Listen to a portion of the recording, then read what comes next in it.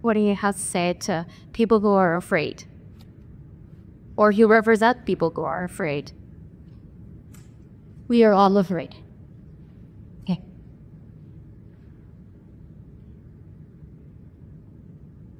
So I say, but we are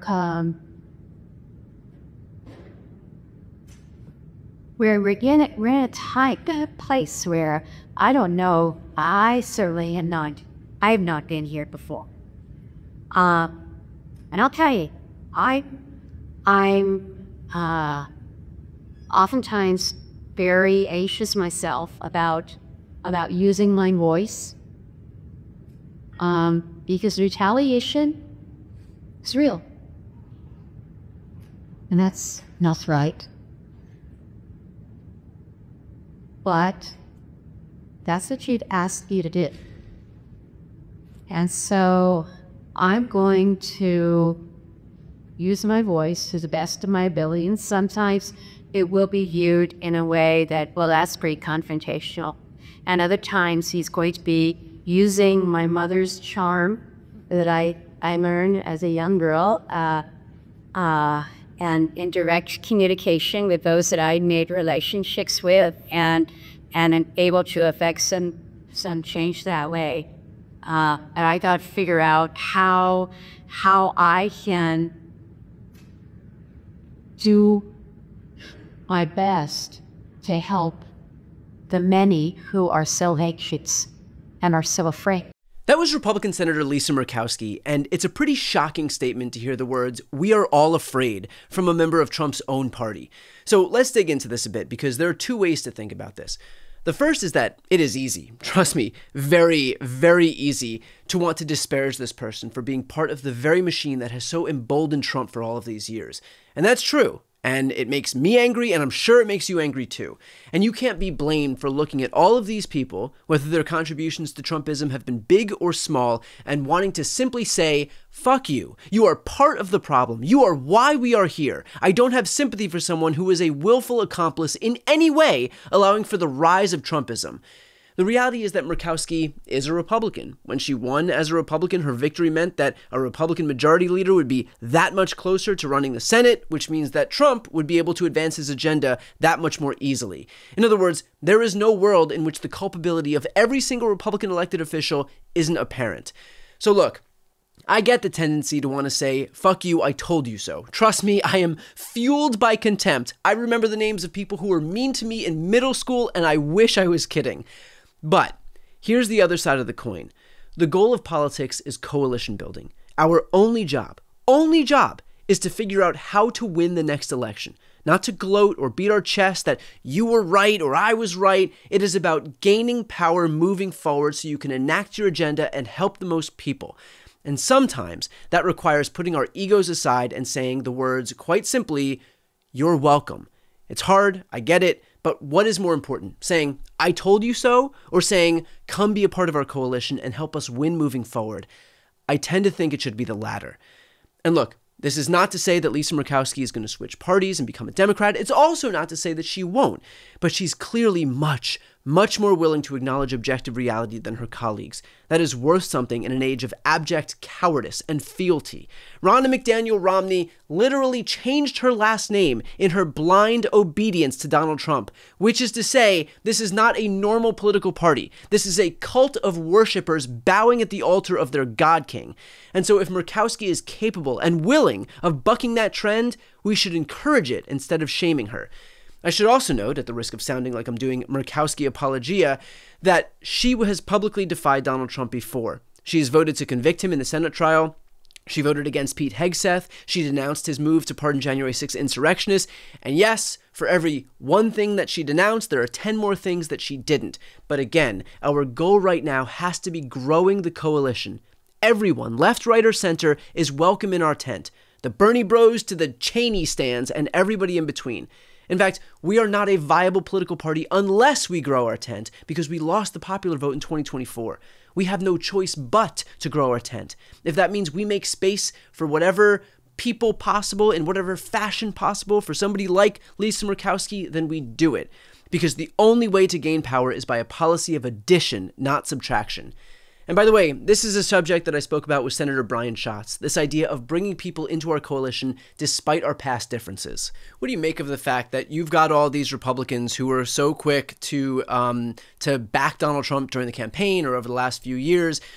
People like Meghan McCain, for example, who came out and tweeted, "Inject every policy into my veins," who are now coming out, and Meghan McCain is one of them, Dave Portnoy is another one, now coming out and basically, recognizing that they themselves are being impacted and so suddenly have an impetus to speak out. My view is welcome.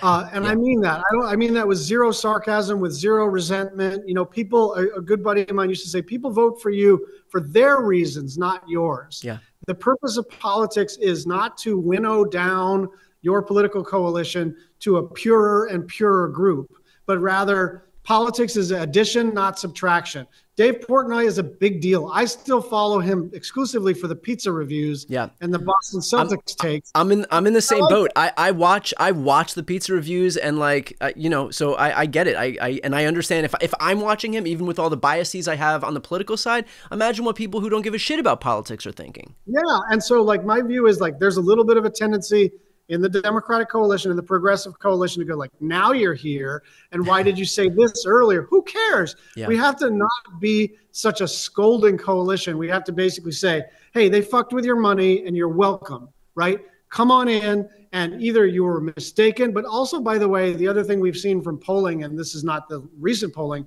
is people start to misremember who they voted for because it's been a minute, and they may not remember that they voted for Donald Trump because they were torn in that moment. And so my view is we need to welcome as many of those types into our coalition as possible. There were a bunch of people who tolerated the, kind of authoritarian tendencies and tolerated the kind of overly conservative social views because they thought he was going to be good for the money, right?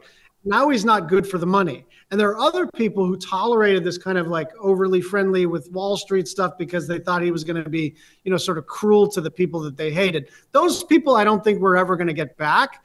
And but I do think the reason we lost, and we lost decisively on one level, but still by 1.5%.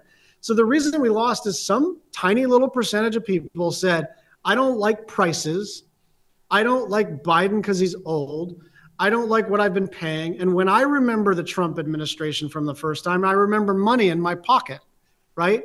And maybe they're misremembering, or maybe they're remembering correctly because during COVID, we did have a bunch of cash payments out to people. So there were a bunch of people who were very low income, low asset, levels, but they had $7,000 in the bank. They were out of credit card debt, if only for 6 or 12 months. And they wanted to go back to that time. So once you start messing with people's money, I think we should not assume that there are any permanent realignments, and those alignments only go against us, right? There was a bit of a realignment in the last election. It's a very real thing.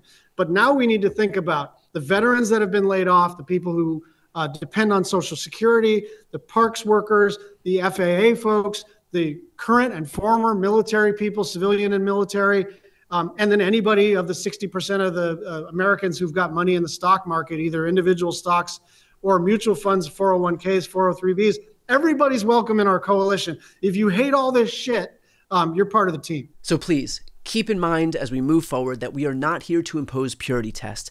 This is not marriage. It is not church. We're not looking for spiritual leaders or life partners. We're not looking for perfection. This is politics. The job from today onward is adding as many people to our coalition as possible, as imperfect or, hell, downright deplorable as we may perceive them to be. I would rather be part of a coalition that I agree with 75% of the time that has power than a coalition that I agree with 100% of the time that has no power. And I presume the rest of you agree. And so my posture here for anybody willing to buck Trump is quite simply, welcome. Before you go, if you enjoyed this content and you want to see more and support independent media, please subscribe to this channel. The subscribe button will be right here on the screen. But second, the reality is that we are now in a political environment where this administration can lean on any of the social media platforms to suppress certain voices if they don't like critical coverage. That means my longevity here is in the hands of a few tech billionaires who are already making it clear that they are willing to cater to this administration. To that end, signing up for my newsletter is a way for me to reach you directly if that ever becomes necessary. I'll put the link right here on the screen as well, so please sign up. It's free, but there's also an option to do a paid subscription if you'd like to support me and my team. I really appreciate it. Thanks so much for watching.